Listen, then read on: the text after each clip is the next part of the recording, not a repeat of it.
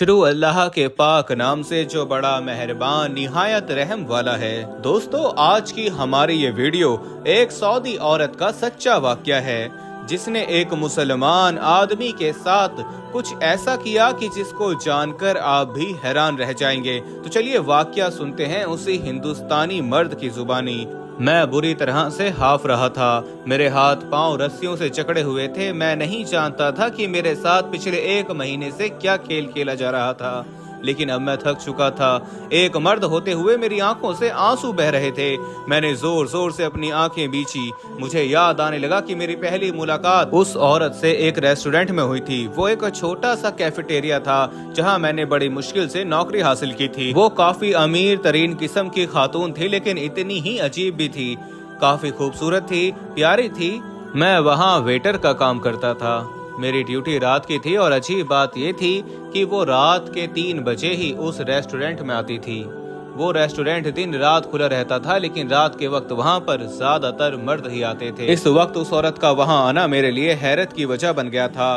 दिखने से ये नहीं लगता था कि वो कोई मजबूर या बेबसी औरत हो या मजबूरी की वजह से वहाँ आई हो। हाथों में सोने के कंगन और चूड़ियाँ, हीरे की अंगूठियाँ, गले में चेन उसे अच्छा खासा अमीर जाहिर करती थी। फिर वो अपनी गाड़ी खुद चला कर आती थी। पहली बार जब मैंने उसे देखा तो देखता ही रह गया। वो 40 साल की एक अरबी औरत थी। वो रात के 3 बजे आती और अपने एक मखसूस टेबल पर बैठ जाती। सामने बैठे मैनेजर को इशारा करती, वो मुस्कुराने लगता। दोस्तों, वीडियो में आगे बढ़ने से पहले हम आपको ये भी बताना चाहते हैं कि शुगर एक ऐसी बीमारी है जो आजकल ज्यादातर लोगों में देखी जा रही है। इसलिए हम आपके लिए अफ्रीका की जड़ी बूटियों से बनी एक ऐसी दवाई लेकर आए हैं जिससे आपकी शुगर की बीमारी बिल्कुल जड़ से खत्म हो जाएगी। मर्दाना कमजोरी और धात के मरीजों के लिए भी हमारे पास बहुत ही कामयाब दवाई मौजूद है, जिसको अगर आप एक बार इस्तेमाल कर लोगे तो इंशाल्लाह अपनी दुआओं में हमेशा याद रखोगे। सिर्फ 1 ही महीने ये दवाई खानी होती है। इस नंबर पर एड्रेस व्हाट्सएप करके आप दवाई ऑर्डर कर सकते हैं या फिर आप कॉल करके अपना ऑर्डर लिखवा सकते हैं। मैं उस वक्त दूसरे ग्राहकों के सामने चाय कॉफी रख रहा था जब उसने मुझे पुकारा। कहने लगा कि मैडम से मेन्यू लो। मैंने जल्दी से खाली कॉफी के कप एक टेबल से उठाकर सामने शेल्फ पर रखे। मैंने मेन्यू कार्ड उठाया और उस मैडम के पास चला गया जो दिखने में हुस्न की मिसाल थी। मैंने मेन्यू कार्ड उसके सामने रखा तो वो सर से पांव तक मुझे गौर से देखने लगी। उसकी आंखों में अजीब सा नशा था। पहली बार देखने में मुझे लगा जैसे वो नशे की हालत में हो। बड़ी मखमूर सी आंखें थीं। मैंने फौरन से अपनी नजर हटा ली। कहने लगी, तुम्हें क्या अच्छा बनाना आता है?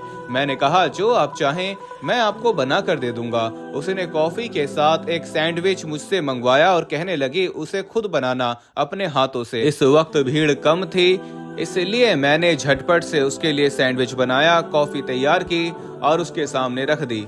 फिर अपने काम में मशरूफ हो गया। वो जब तक सैंडविच खाती रही उसकी नजर मुझे ही देखती रही। मुझे मुसलसल उसकी नजरें खुद पर घिरी हुई महसूस हो रही थीं, लेकिन मैंने नजरअंदाज कर दिया।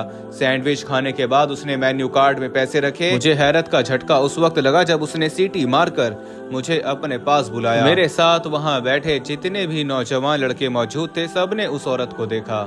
फिर उसने इशारे से मुझे अपने पास बुलाया। मैं बुरी तरह घबरा कर रह गया था। आज तक मैंने औरत के अंदर ऐसी बेबाकी नहीं देखी थी जैसी उस अरबी औरत ने मुझे दिखाई थी। मैं उसके पास गया तो उसने मेरे हाथ में बिल दिया और कहने लगी, चाय और सैंडविच के बिल के अलावा 800 रियाल एक्स्ट्रा हैं, वो तुम्हारी टिप है, तुम रख लो। ये सुनकर मुझे अपने कानों पर यकीन नहीं आया। 800 रियाल, ये कम रकम नहीं होती। मेन्यू कार्ड खोला तो होश ही उड़ गए। वाकई में उसमें कॉफी और सैंडविच के बिल के अलावा 800 रियाल मौजूद थे। मैंने चारों तरफ नजर घुमाई। मैनेजर अपने काम में मशरूफ था। फटाफट सबकी नजरों से छुपते छुपाते मैंने वो 800 रियाल अपनी जेब में डाल दिए। मुझे ये डर लाहक हुआ कि कहीं अगर मैनेजर ने देख लिया तो वो जरूर मुझसे ले लेगा। मैं बड़ा खुश था कि बिना मेहनत के मुझे 800 रियाल मिले थे और ये रकम बहुत ज्यादा थी। हालांकि जहां पर मैं काम करता था वहां पर मेरी तनख्वाह से भी ज्यादा थी। रात को जब मैं उस रेस्टोरेंट के किचन में बिस्तर बिछाकर सोने लगा तो मुझे याद आने लगा कि जब मैं जद्दा में पहली बार आया तो बिल्कुल खाली जेब था। कितने ख्वाब मुझे दिखाए गए। मेरे दोस्त ने मुझसे 10 लाख की रकम ली थी और मुझे कहा था कि सऊदी के शहर जद्दा पहुंचते ही मुझे उसका दोस्त लेने आएगा। मेरी नौकरी वहां पक्की लग चुकी है और मुझे वहां तनख्वाह भी लाखों में मिलेगी। मैं बड़ी खुशी खुशी से वहां पहुंचा था, लेकिन जैसे ही जद्दा के एयरपोर्ट पर पहुंचा मुझे कोई भी न लेने के लिए पहुंचा। जद्दा मेरे लिए अनजान मुल्क था, अनजान शहर था। मेरे पास तो पैसे तक न थे क्योंकि मेरे दोस्त ने कहा था, मेरी रिहाइश और नौकरी का बंदोबस्त हो चुका है और जद्दा पहुंचते ही मुझे एक रईस नामी शख्स लेने आएगा, लेकिन ऐसा कुछ भी नहीं हुआ।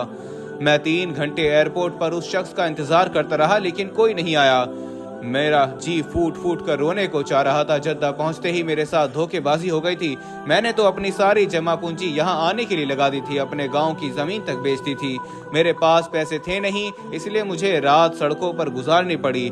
दिन चढ़ते ही मैं अपना सामान एक महफूज जगह पर छुपाकर इधर उधर नौकरी की तलाश में निकल जाता।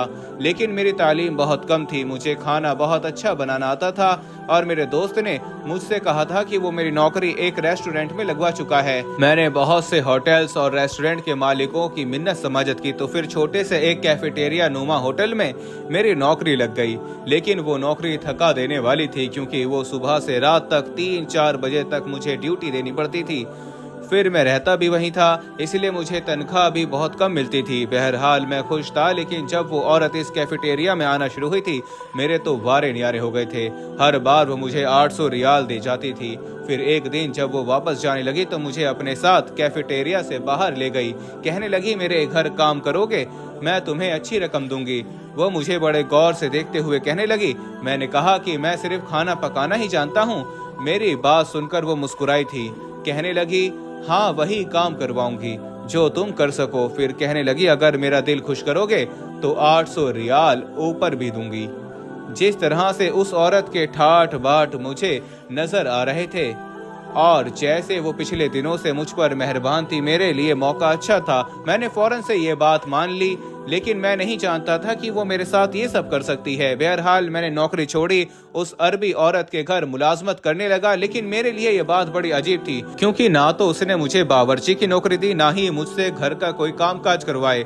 शुरू में काम नहीं करवाया था, बस वो मुझे अच्छी खुराक खाने को देती थी। 6 महीनों में मेरी सेहत काफी अच्छी हो चुकी थी।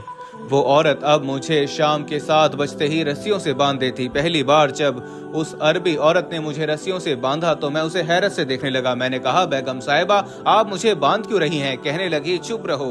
उसके 2 मर्द मेरे क्वार्टर में दाखिल हुए और उन्होंने मेरे बाजू पर इंजेक्शन लगा दिया। कुछ ही देर में मैं होश से बेगाना हुआ था।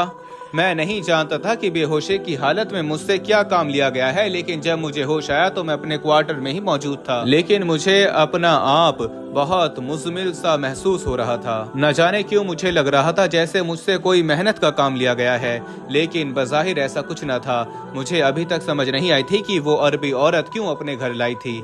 आज तक उसने मुझसे 1 कप चाय का भी नहीं बनवा कर पिया था। 6 महीने मुझे तनख्वाह भी देती रही और मुझे रस्सियों से बांधकर ना जाने बेहोशी के बाद क्या करती थी। अब मैं यही सोच रहा था जब उस अरबी औरत ने मेरे पास आकर मुझे 800 रियाल दिए। कहने लगी, ये तुम्हारे काम का बोनस है। मुझे अब तक ये समझ नहीं आया कि मुझसे उसने काम क्या लिया है जिसका वो मुझे बोनस दे चुकी है। फिर तो जैसे ये सिलसिला जारी सा हो गया था। रोज रात 7 बजे वो अरबी औरत मुझे रस्सियों से बांध देती। फिर 2 मर्द मेरे पास आते और मुझे इंजेक्शन लगा देते। इसके बाद मैं बेहोश हो जाता था और जब होश आता तो मुझे अपने अंदर कमजोरी सी होने लगती थी। मेरी रंगत पीली पड़ चुकी थी। मुझे समझ नहीं आ रहा था कि ऐसा क्यों हो रहा है। एक बार मैंने उस अरबी औरत की बात मानने से इनकार कर दिया। मेरे मुंह से इनकार सुनकर वो भड़क उठी।